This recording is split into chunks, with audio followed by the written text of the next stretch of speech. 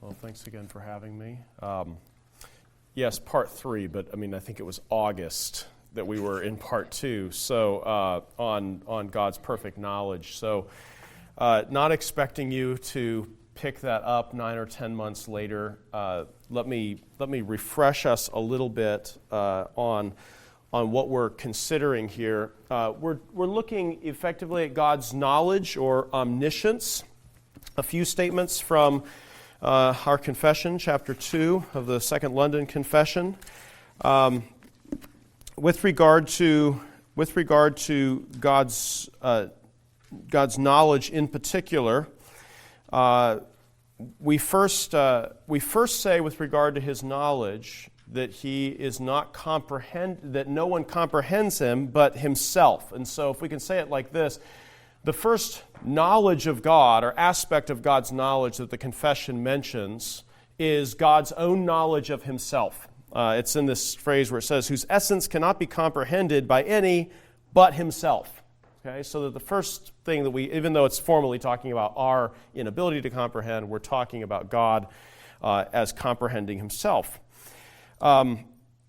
In addition to that, then, we read this, that He works all things according to the counsel of His own immutable and most righteous will for His own glory. So that there is also this aspect of intentionality in His knowledge, that with regard to the affairs of humans and of the created order, and indeed just all things, that these things are not things that are, as it were, presented to God and then God has to play the hand dealt Him, that God is nimble and sort of rolling with the punches and able to sort of handle things as they come. And in a very real sense, nothing comes upon God, nothing befalls God, nothing happens to God, nothing for sure catches God unaware, so that His knowledge situation is sort of having to process new data as it comes. Rather, with regard to the affairs of the created order, we should say instead that God is working all things,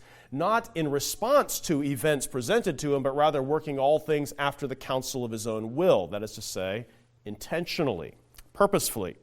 So His knowledge comprehends Himself, whereas our knowledge does not comprehend Him.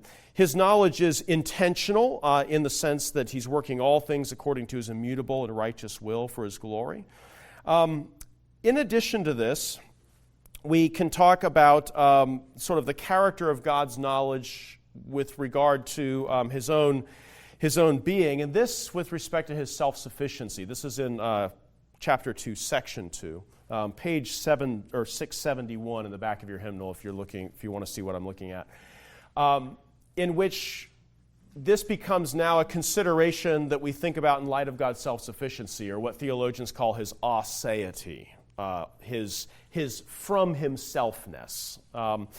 And in this respect, we get a few statements like that. He is alone in and unto Himself all sufficient. What I'm trying to say here is, even with respect to His knowledge, both of Himself and of all other things, God's sufficiency and knowledge in no way depends upon what is not God. Okay? All sufficient, not standing in need of any creature which He hath made, nor deriving any glory from them, but only manifesting His own glory in, by, and unto them. He alone is the fountain of all being, of whom, through whom, and to whom are all things. And He hath most sovereign dominion over all creatures, to do by them and for them and upon them whatsoever He pleaseth. And then it gets back to His knowledge again after this. In His sight all things are open and manifest. Again, taking the language of Hebrews 4. And then it tells us why. And this is where it gets a little peculiar sounding, perhaps. His knowledge is infinite, infallible, and then this, and independent upon the creature. It's not saying that His knowledge is not of the creature. It's saying that His knowledge of the creature does not depend on the creature. Okay? Independent upon the creature, so as nothing is to Him contingent or uncertain. Nothing unexpectedly comes upon God, no surprises, nothing like this. Then it goes on to His counsel and His works again. I'll leave it with that as a way of introducing. We looked in a previous meeting together at Isaiah 40, particularly getting at this aspect of God's independence in knowledge. And Isaiah puts it in terms of God as measuring us, but not us, the creature, putting a measure on God. And one way that you can sort of measure a thing or give limits or dimensions to a thing is by being the source of that thing's knowledge. Okay? If I teach you anything or you learn anything from me, there's a certain sense in which I'm giving shape to thought in your mind. Something like this. And likewise, this is when we exchange information, when we inform each other, we are shaping each other in terms of the actuality of our thinking. And Isaiah focuses on this in particular. He starts in verse 12 very broadly, that God is the one who gives measure, boundedness, sets the limits of the creature, and that the creature does not then return the favor. He says it this way: "Who has measured the waters in the hollow of his hand, and marked off the heavens by the span, and calculated the dust of the earth by the measure, and weighed the mountains in a balance, and the hills in a pair of scales?" Then verse 13 says, "Who has directed the Spirit of the Lord?" Literally, though, who has measured the Spirit of the Lord, or as his counselor has informed him. Okay? Who has taught God what God knows, or maybe more generally, who has measured God's knowledge by being the source of it? That's what Isaiah's after. Verse 14, he goes on this theme for a bit. "With whom did he consult, and who gave him understanding?" And he's saying this in the light of creation as a whole. Do you get that in verse 12? He's talking about the heavens and the waters and the mountains. In other words, he's taking the entire created order, and he's asking, with regard to God's knowledge of the created order, who gave him the knowledge of this order that he has? Who was his counselor? Who informed him? With whom did he consult? And who gave him understanding? It's very open-ended, not understanding about this or that thing, about anything. You say the question itself is just wide open. "And who taught him in the path of justice, and taught him knowledge?" And then again, a very wide open question. "And informed him in the way of understanding." Okay? Who or what made God to know? And the answer is, with respect to the creature, nothing. Hence our confession that his knowledge of the creature is independent upon the creature. God knows the creature, but not because the creature made him know the creature. Okay? And this is a bit of, we were probing around in this a bit in the last times we were together talking about God's knowledge. So when the confession differentiates God's knowledge from ours, it does it in a number of ways. First, that the most formally proper object of God's knowledge is God's own self. And I want to sketch this out a little bit today because I want to talk, if we can get there, I want to talk a little bit about we'll get to this, but talk about God's foreknowledge. Why does Scripture, well, first we want to talk about why Scripture mentions that there are things that God remembers or that God forgets. What are we to do with that? And I think I ran over it very hurriedly previously. We'll spend a little bit more time on it today. Then talk briefly about his foreknowledge, and then we'll talk very lastly about something theologians call middle knowledge. Don't worry. I'm gonna be as gentle as I can when we get there. But traditionally, when we talk about God's knowledge, we might make, just for our own help, we might make a distinction between God's, what some theologians call his natural knowledge. Okay, I'm gonna just kind of make that as you know what I need to make that. I'm just going to abbreviate so I can make use of the whole board. Natural knowledge, okay, and what we sometimes call his free knowledge. And with regard to his natural knowledge, what we're talking about is God's perfect, comprehending knowledge of himself and of all things possible. Okay, so himself, and then we can put underneath this also all possibility. Himself and everything that can be possibly made by him. Let me put it like that. Himself and all to which his own power can extend. And how does God know all possibility? He doesn't know all possibility by finding out from some other source what is possible for him. God knows what he can do with, God knows what his power can make, not by finding out what his power can make, but rather by knowing his own power perfectly. So in knowing his power perfectly, God knows all to which his power may extend in terms of creation. And in knowing his own perfect abundance of unbounded glory, God also knows the manifold ways in which his glory can be imitated by finite creatures. He knows what we sometimes say, the imitability of his own glory, that the sparks of his glory can be imitated in finite creatures that can reflect his glory. And he also knows his power. So in knowing his power and his own imitability, God knows all possibility. But again, the point is this. He doesn't know what is possible by looking into a realm of the possible, independent of himself, and finding out what's available for him to do. You know, sort of like you might take one of those tests and it's a multiple choice and you have, or maybe it's not even a multiple choice, it's just here are 5 possibilities. Here are 5 choices you can make, 5 ways in which things can be, in which you can do this or that. And the range of possibilities is not possibility that you discover by considering yourself, it's possibility that is packaged and presented to you. Okay? What we're saying with regard to God's knowledge of what is possible is not that God receives that knowledge from some, checklist or something that presents itself to him that says, this is what you can do, God, choose one of these things. Okay, something like that. Natural knowledge, that God knows himself and he knows all possibility in knowing himself, not in addition to knowing himself. It's not that he knows himself and then he has a second act of knowledge in which he looks somewhere else to know the possibilities. Rather, he knows the possibilities by knowing his own perfect power and by knowing his own perfect imitability.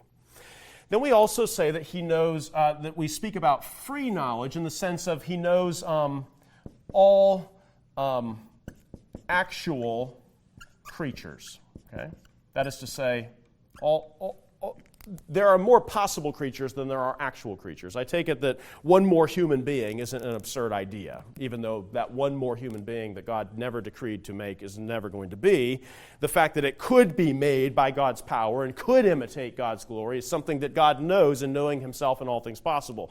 But in knowing all things actual, what he knows is he knows just those things that he has from all eternity determined shall be with regard to creatures. In these sort of 2 ways of thinking about God's perfect knowledge, his omniscience, what we're arguing is that there is no third way.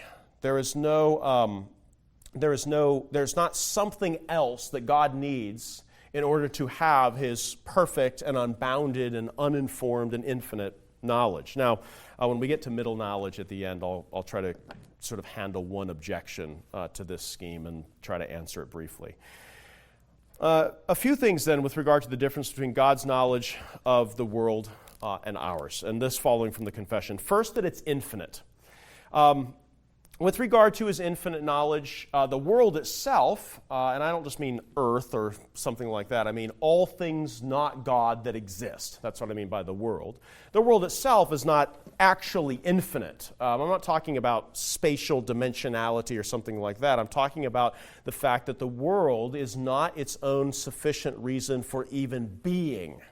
And in that respect, the world is a recipient of actuality. The world is something that is made to be, in the maximal sense of making to be. The world is something made to be. In this respect, the world is a dependent, finite order of being. When we say that God's knowledge is infinite, we don't mean necessarily that God has sort of searched out everything, made a complete and exhaustive discovery of all things, cataloged it in his journals and is now the greatest cosmologist ever known to us. We don't mean it in the sense of a kind of cosmic Einstein or Newton or something like this. We mean it in the sense that God's knowledge is in no way bounded, that God's knowledge is in no way limited. There's not a point where we can say, God knows just so much. Okay? Even if just so much happens to be a great deal, we mean that there's not some boundary to it. Precisely speaking, I've talked about this before, so we won't camp on it. We get a statement to this effect in Psalm 145, 147. Great is our Lord and abundant in strength, and his understanding is, NASB says, infinite. You could say innumerable is probably more exact, but the idea is not quantifiable. Okay, it's not a discrete quantity. It's not like some finite thing. Precisely speaking, I would argue that the proper object of infinite knowledge is infinite being, in which case probably what we're talking about here formally is God's own knowledge of his own perfect self as infinite being. In addition to that, we say that God's knowledge of the world is infallible. That is to say that God makes no mistakes. God doesn't have theories about the world and then run them through controlled experimentation to determine if what he thinks the world might be like actually is the way the world is. And then, having done all of the scientific process and of discovery and of confirming theories, we can say that God has very certain knowledge. When we say that his knowledge of the world is infallible, it's infallible because he is himself the source of the world. Psalm 104, verse 24. The psalmist says, O Yahweh, O Lord, how many are your works? In wisdom you have made them all. The earth is full of your possessions. How many are your works? Surveys the whole created order. In wisdom you have made them all. The reason God's knowledge of the world is infallible is not because God has made a perfect discovery of things. Rather, the reason his knowledge of the world is infallible is because God is the very source of things. That is to say, he knows all he has made not by discovery, but by creation, by intentionality, by purpose. If the world reflects wisdom, and if the world has mysteries, intelligible mysteries for us to unlock, that's for us. For God, the world contains intelligibility because he in wisdom places it there, not because he through experimentation or observation extracts it from there. Okay? You unlock the mysteries of the universe, and I unlock them, or somebody unlocks them for me on public television, and they take a telescope and we, learn things. We unlock the mysteries of intelligibility that are out there waiting for us to penetrate. Whereas God does not, as it were, penetrate and unlock the mysteries. Rather, he is the source of all the intelligibility contained in those mysteries that we discover. And then finally, the last point we've made mention of, that it is that God's knowledge is independent upon the creature. God does not receive knowledge by way of information. There's not forms of being outside of God of which God is not aware until those forms impress themselves upon his mind. That's how it is with us. We've talked about this a few times. It bears repeating. I'll take the only. I don't see any plants or. Well, I'm thinking these are here every time, so they're probably not. These are artifacts made to look like natural forms, okay? And they're very pleasant and well done. But I'm just guessing because of their just perfect health and position every time that they're artifacts. Now, the only natural forms in this room are we, the humans. If you have a mouse in your pocket or something, that would count too. But these things have forms. That is to say, there's something in you that makes you this kind of thing that you are. In you, it's humanity. And in a plant, it'd be some kind of plant form that gives that being its whatness, that makes that being what it is. And insomuch as you have knowledge of that object, it's because you have somehow been impressed by that object in such a way that the form that is in that object, in your case, the humanity that is in you, has somehow gotten into my mind. I look at you and I can make a truth statement. I can look at Glenn and I can say, Glenn is a human. Okay? I can make a very simple statement like this, but we could ask the question, well, where did I get this knowledge? Where did I get the information, or what informed me about Glenn being human? In this case, it was actually Glenn himself. In this instance, simply in the sort of phenomenal appearance of Glenn, I have a sense experience, and in that experience, the form of humanity that is in Glenn impresses itself. I won't go into the whole mechanics of theories of knowledge of how forms not in your mind can get in your mind, but suffice it to say that whatever is in Glenn, making Glenn be a human, somehow was able to impress itself on my mind so that I can make a true statement about Glenn, in which case I am informed. That is to say, informed by the presentation of Glenn to me. So that Glenn's form actually presses itself in my mind so that I am informed. Okay? So if you want to say, what is the cause of your knowing that Glenn is a human? The answer is the humanity that is really actually there in Glenn. This is what informed me. That's the form. This is the thing that it receives the form impressed by the particular man. With regard, I know it's all very technical and philosophical sounding, but with regard to God, when Isaiah 40 says, "Who has as his counselor, who has informed him?" It's asking a question about causality. It's saying, what caused the actual knowledge of God to be in God? Even the actual knowledge God has of creatures. Okay? And the answer is not the creatures. Okay? In fact, it's a bit the other way around. With us, it's the form of things in things that get into us and inform us and make us know, our causes of our knowledge in that respect. With God, it's in fact the other way around. That it's the knowledge of God in his own himself, and in knowing himself, all possibility, all imitability, that God knows the forms of things, so that in God, his knowledge is in fact the source of our being. It's not our being that is the source of his knowing. Hence the confession, independent upon the creature. Herman Bavinck says this: God knows things not by observation, but from and of himself. Our knowledge, he says, is posterior. That is to say, our knowledge follows after things we know. Okay? If there wasn't Glenn actually a human, then there would be no Dolezal actually knowing Glenn. Okay? The actuality of my knowledge follows after the actuality of his being. He says our knowledge presupposes their existence and is derived from it.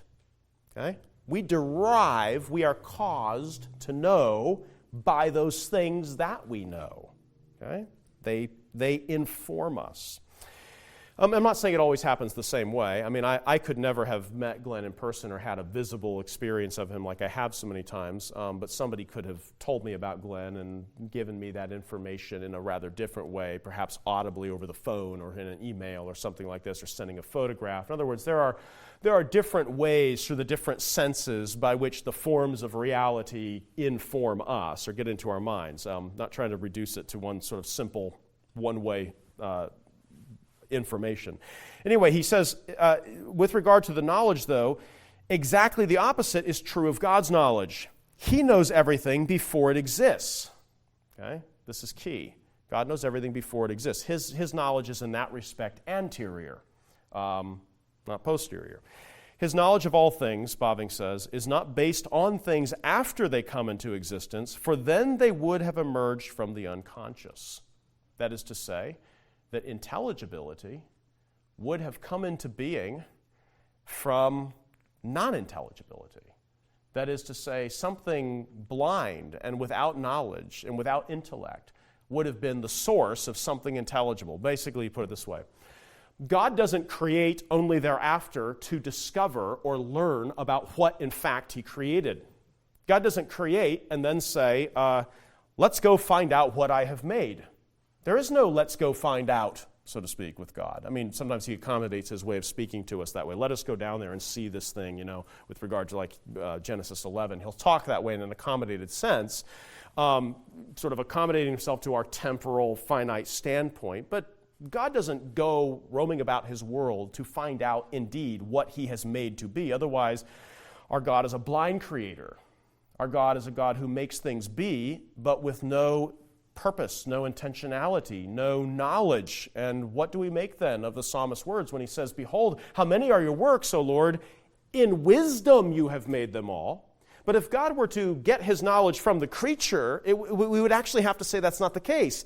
In blindness you have made many of them, only thereafter to become wise, having discovered what you made in the dark. Something like I paraphrase a heretical view loosely, but you get the idea. That God would have, as it were, flung the world into existence only later to pull off the blindfold and then search out and see what in fact he made to be. God would be a creator, but not a wise one, but rather an unenlightened, dark one.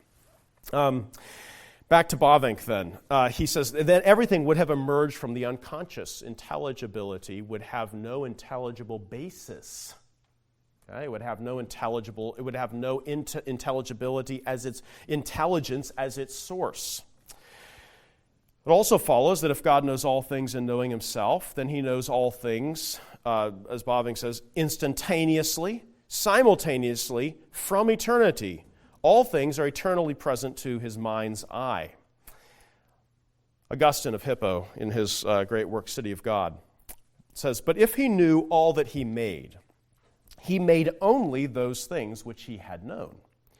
Whence flows a very striking but true conclusion that this world could not be known to us unless it existed. But it could not have existed, however, unless it had been known to God." It's quite the opposite way. God, as it were, from knowing himself and all possibility, all to which his power can extend and all that can imitate his glory, God in that act knows the intelligibility of all things, and if there is not that knowledge, then there is nothing, as it were, for God to create. That which is not known in this way is not something creatable. It can't be known actually if it is not, as it were, known to be creatable in the first place. All right, we'll leave it with Augustine on that. Another thing I want to say on this in this connection, just briefly, is that God's knowledge is not discursive. That is to say, that God does not think through things. Follow me here, because that can sound like God's just sort of haplessly bumbling along and things are just, But what I mean by that is that God doesn't need to take, as it were, a bit of this and a bit of that and relate them together in order to come to true conclusions. Okay, kind of the a basic thing like that. All apples are red.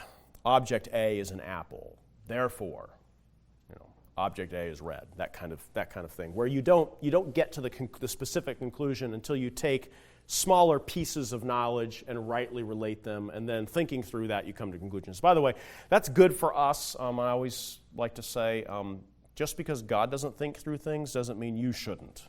Okay, it's okay. It's not. I know. Be ye perfect as your heavenly Father is perfect, but understand the context in which that is said. It's not saying be infinite as your heavenly Father is perfect, or be self-sufficient as your heavenly Father is self-sufficient. And with regard to knowledge, it doesn't mean know all things perfectly, instantaneously, simultaneously, the way that God knows them. Maybe I'll abuse you a little bit. This will just keep up with my track record, perhaps. A little bit from Thomas Aquinas in this connection. I'll unpack this for us. He says, everyone reasoning sees the principle by one consideration and the conclusions by another. What he means is this. The principles of the conclusion, the principles are something like this. All dogs bark. It's a major premise. Rex is a dog. Minor premise. Preventing any other minor premise, like Rex has no voice box or something like this, we can conclude rightly Rex barks, or can bark, something like that. He says, everyone who reasons sees the principles by one consideration and the conclusion by another. In other words, we don't see the conclusion instantaneously in the principles. Rather, we derive the conclusion out of the principles by relating them together. Okay. He says there would be no need to proceed to conclusions after the consideration of the principles if by considering the principles we also considered the conclusions. That is to say, if the conclusion were already contained in the principle, in the first thing you knew, if all the outcomes were contained in that same knowledge, then there wouldn't need to be a thinking through. And sometimes we might say these are, even for us, we have trivial statements like, we could stay with apples. We could say, all apples are colored. This apple is red. Therefore, this apple is colored, or something like this. I'm not sure. I'd have to think if that's right. But the idea is, no, it's already contained in the fact that it's red. Already contains that it's got. You don't have to work through it. He says, but God knows all things by one operation, His essence. His knowledge is therefore an old-fashioned word, not ratiocinative. He says. What he means is this. That in knowing Himself, knowing all possibility is not some second thing God knows in addition after He knows Himself. Rather, it is the exact same act of knowledge, in which case all possible conclusions are not known in some second or third or fourth act of knowledge after knowing Himself, but rather in knowing Himself perfectly, all possible outcomes are already contained in that act of knowing. In which case, God doesn't have to move, okay, so I have power, and then there's this, and if I put this together with that and the other, I think I could possibly, draw a conclusion. Rather, He knows it all instantaneously. All discursive knowledge is cause knowledge because it moves from principles, which are sources, to conclusions, that is to say, the knowledge caused by the principles. A little bit of Aquinas again. In all discursive knowledge, there must be something caused, since principles are in a manner after the manner of efficient cause of the conclusion. But in the divine knowledge, there can be nothing caused, since it is God Himself. That is to say, God and God knowing are not two different things. There's not God and then other stuff like the knowledge God has. Rather, God is all that is in God is God. God is His act of knowing. God is His own intelligibility. It's not something He has in addition to being God through which He moves by a process arriving at a conclusion.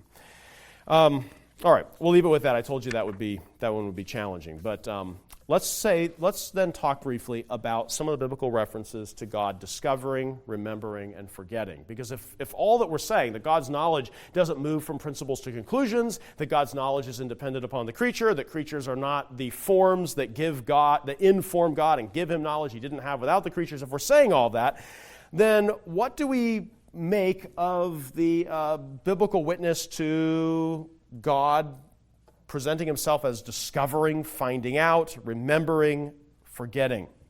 One writer says, every bit of God's knowledge is always fully present in His consciousness. It never grows dim or fades into His non-conscious memory. So what should we say about this? First, there are a number of passages that spotlight God's omniscience that seem to indicate that He acquires His knowledge of the world by observation and investigation in a similar way that humans do. You can think of that appearance in the garden after the fall in Genesis 3, where He says to Adam and Eve, first, where are you? Okay? As if God is lacking knowledge. There's some truth about things, namely where are Adam and Eve, that God doesn't have, and He is going to need some help to find His way to the truth about where they are. You have other. Then it's followed up by another question. They present themselves, and then they say, "Well, we've hid ourselves. We were ashamed because we were naked." And then He says, "Who told you that you were naked?" Then He says, "Did you eat of the tree, that I told you, of which I told you not to eat?" In other words, God comes into the garden, presenting Himself in this holy kind of theophany presence, and He's asking a series of questions. Who told you that you were naked? Have you eaten from the tree of which I commanded you not to eat? 3 questions, in fact, before we get into the curses against the serpent and the man and the woman, we get these 3 questions. Does this not indicate that God is less than omniscient? That there are realities in the world, namely where they are, how they found out they were naked, and whether they ate of the tree. 3 things that we know because we've been reading Genesis, but God has to, investigate and find out about. And some will point to texts like this and say, well, see, there has to, if we're going to take the Bible literally, we have to say, Genesis 3, there are clearly things that are knowable, that are real, and God doesn't know them. Okay? I'll respond to this in a second, so I'm not just going to walk away from that. But another favorite text of some is Genesis 22. This is at the sacrifice or the near sacrifice of Isaac, and Abraham goes to stretch out his hand to slay his son, and then verse 11, Genesis 22. But the angel of the Lord called to him from heaven and said, Abraham, Abraham, and he said, Here I am. He, that is the angel of the Lord, which, by the way, most interpreters take to be angel of Yahweh. Most interpreters take to be a reference to God. Many angel of Yahweh passages in the Old Testament are clearly references to a divine being. He said, Do not stretch out your hand against the lad and do nothing to him. The angel of Yahweh then says this, For now I know you fear God, since you have not withheld your son, your only son, from me. Okay, so the idea here is that there's a spiritual condition of Abraham's heart, namely God-fearer. Okay? But God himself, the Lord himself, does not know this about Abraham's heart until he runs him through the gauntlet of testing with regard to his son, only afterward to discover that, in fact, Abraham really does fear me, because look, the knife was about to come down. This is, now I know that you fear the Lord. And some will say, clearly then, God did not know his heart perfectly prior to this point, or put it differently, God found out something about Abraham that he didn't know just a moment before this. Okay? God's learning, God's discovering. These are samples. You could multiply texts like this throughout the Bible. The Bible is not sparing in speaking of God in this way. And we're going to have to figure out theologically, how do we situate this type of language, Genesis 3 or Genesis 22 or so many others, how do we situate these sort of narrative descriptions in which God comes and speaks to humans in historical situations in time and space with texts like Isaiah 40, 12 to 14, or texts like Psalm 147:5, that his knowledge is innumerable. But if he learns something, then his knowledge is not innumerable, because now it can, in fact, be added to. That is to say, if he can gain new knowledge, then his knowledge is not innumerable, because it has to be a kind of discrete, finite knowledge. You can only add to what is finite. You can only add newness to what is not in fact unbounded, to what is in fact numerable, quantifiable, limited. So you have all these texts that say God knows all things. I'm thinking of even like 1 John, God knows all things. He says, do not I fill heaven and earth, declares the Lord, searching, knowing all things. But what about these texts in which he seems to now either not know, Genesis 3, or discover things he didn't know? What to make of these? I think it's best to simply understand these as God accommodating himself to ordinary human speech. The point of the passage is not so much the mode in which God knows, but the fact that he knows these human events perfectly. In other words, I think God will clothe his language and his disclosure of himself in the language of a human interlocutor. Where are you? Did you eat of that tree? Who told you you were naked? Now I know that you fear God, etc. God will condescend to speak to men as a man would speak to men, just like he does when he talks about his arm and his nostrils and his legs and his rod and his bow and arrow, and how he rides through the clouds on chariots, etc., etc. In other words, God is not sparing when it comes to invoking the language of time, space, change, and finitude to reveal himself to humans. Nevertheless, his word itself gives us reason to understand that in speaking this way, he is speaking in a kind of accommodated, imprecise way, or what Calvin says, lisping and babbling to us as to babes. Okay? Speaking to us in ordinary, customary ways. I think what we're not expected to do is to extract a doctrine of divine knowledge from this ordinary, kind of everyday, time, space, finite way of speaking about that knowledge, any more than you are supposed to extract a divine anatomy physiology from God's talk about his arms, his legs, his hair, and his intestines and bowels, which he also speaks about. Okay?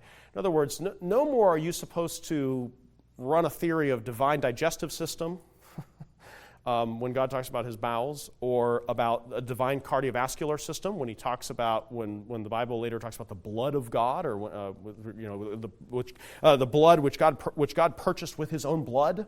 Okay, does God have a circulatory system carrying nutrients and oxygen throughout his body? In other words, I think we all recognize that this way of speaking is a way of cloaking himself under the form of the human, anthropomorphism, if you want a word for it, the form of the human, in order to speak and communicate, but not intended to derive from that a theology of, say, the divine body and organs and all such things. All right, I'll leave it with that. Turretin says in his Institutes of Theology, he says, if God is sometimes set forth as inquiring or reasoning, he says this is not said properly. Doesn't mean it's not allowable, but by properly he means in a kind of formal and exact way. This is not said properly, but humanly. The Scriptures lisping with us to the perfect and certain knowledge of God. Other passages say that God remembers and would seem to suggest that perhaps he had forgotten. Exodus chapter 6. We get language of this. This is God coming down to save his people from Egypt. Chapter 6, verse 5. He says, furthermore, I have heard the groaning of the sons of Israel because the Egyptians are holding them in bondage, and I have remembered my covenant. Means with Abraham, Isaac, and Jacob.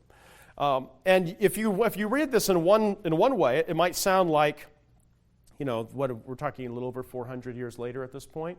400 years have passed, and the people of Israel are down there in Egypt, and they've been put in bondage, but the fear of the Egyptians overcame them, and they enslaved the Israelites. And now that they're groaning, now that things have gotten so hard, he remembers his covenant. Because, for some duration, apparently he had forgotten it. Is that what we're to assume? When he says, when it talks about God remembering, are we to assume that the background to all remembering is necessarily forgetting? Numbers chapter 10, verse 9. When you go to war in your land against the adversary who attacks you, then you shall sound an alarm with the trumpets, that you may be remembered before the Lord your God and saved from your enemies. Okay, because unless there's a trumpet, how's God going to know that you have adversaries overtaking you? But the trumpet. Okay. Are we to assume that these remembering, of which, by the way, there are also very many, is God remembering predicated on some idea that there's really also God forgetting, and that therefore we need to groan or blast trumpets or do something to remind him of his promises and his loving kindness?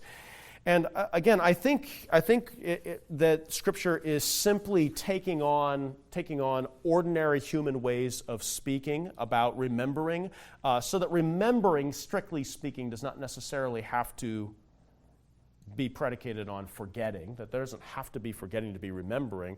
To remember might just be a way of saying, manifest special attention with regard to. Okay? To remember a thing is to give it your attention, to meet a need. In a more casual way, we used to say, if I don't know if we talk this way anymore, but it used to be that if someone were a mutual acquaintance and someone you were talking to was going to go visit that person, you might say something like, "Remember me," to them.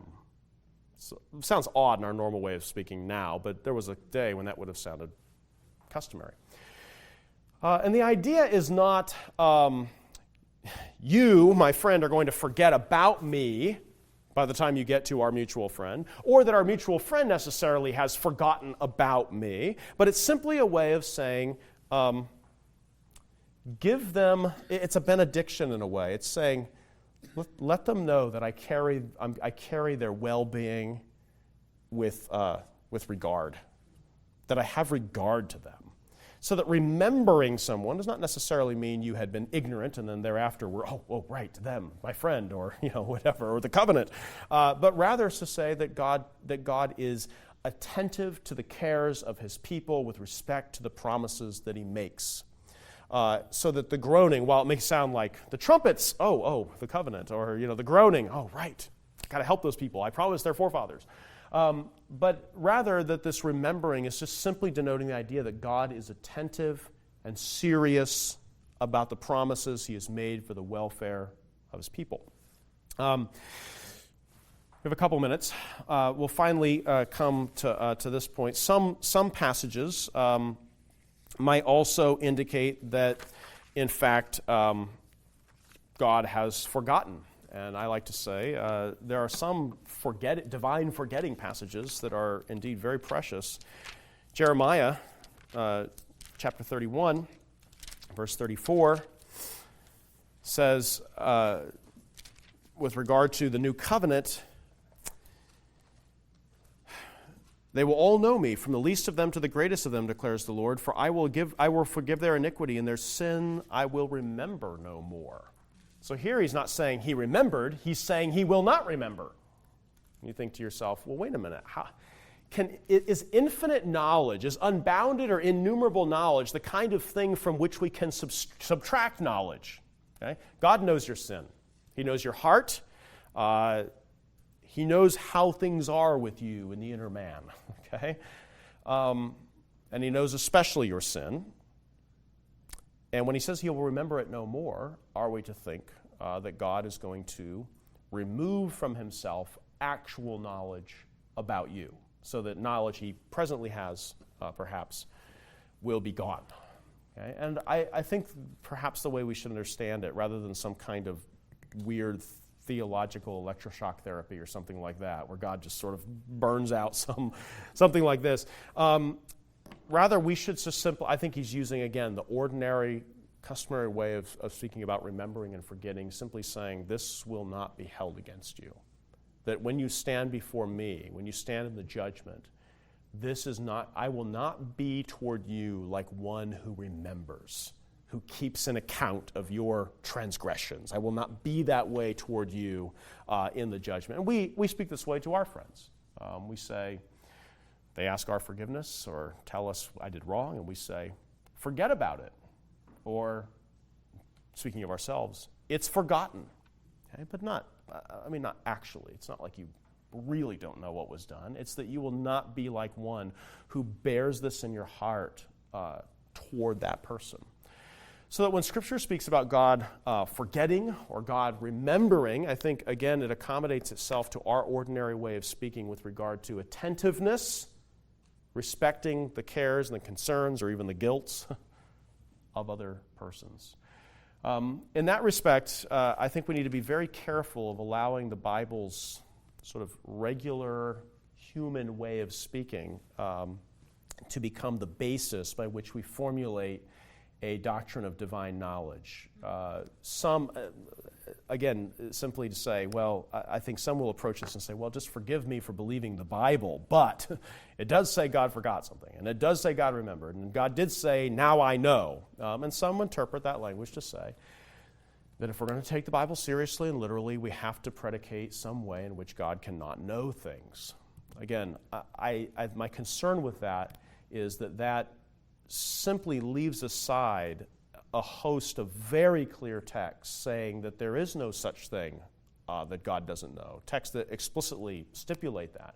And it's a judgment that needs to be made in terms of which set of those texts is going to, in terms of our dogma or in terms of our doctrine, going to shape or inform the statements we make about divine knowledge. Should we allow the sort of pedestrian language of so many of these texts in which he simply cloaks himself in the language of humans to do that? Or should we take the texts that are spotlighting God as creator, sustainer, the maker of all things, the texts that talk about his knowledge, especially with respect to his act of creation? I think in those texts, you're actually getting the Bible talking not so much in the improper human way, but rather speaking about God in a more precise way with respect to, as creator, what he must know, which is to say all things, because all things were made by him in wisdom. All right, no middle knowledge this time. I'm back in a few weeks, so I'll try to tackle the question of whether God knows possibilities with regard to human will. Maybe we'll just do that. Maybe we'll get into the question of what about human will? What about human decisions? Does this type of knowledge that is independent upon the creature not, in a certain sense, strip us of all free will? We have a whole chapter in our confession affirming free will. We do. And so perhaps we'll peek into that and try to relate it to this question of perfect omniscience and wisdom. Good, let's pray.